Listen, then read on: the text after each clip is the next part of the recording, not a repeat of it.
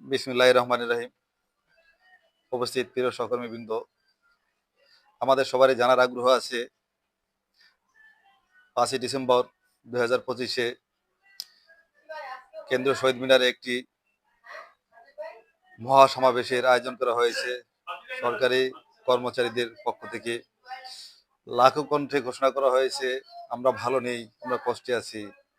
সে উপলক্ষে বর্তমান সরকার, উপদেষ্টা পরিষদ আমাদের প্রতি যথেষ্ট আন্তরিক বলে আমরা জানতে পেরেছি।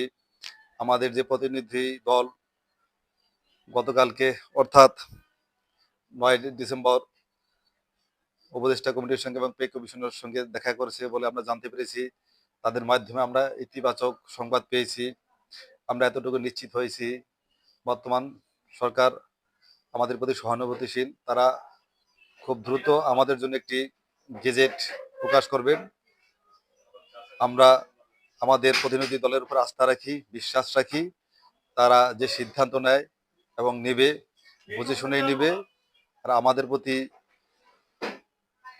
যাতে কোনো বৈষম্যমূলক আচরণ করা না হয় সে লক্ষ্যে সবাইকে প্রতিনিধি দলের সঙ্গে ঐক্যমত পোষণ করে এবং তাদের নেতৃত্ব মেনে চলার জন্য আমি আন্তরিকভাবে সবাইকে উদাত্ত আহ্বান জানাচ্ছি। ভালো থাকবেন, সুস্থ থাকবেন এবং অতি দ্রুত সুসংবাদ পাবেন।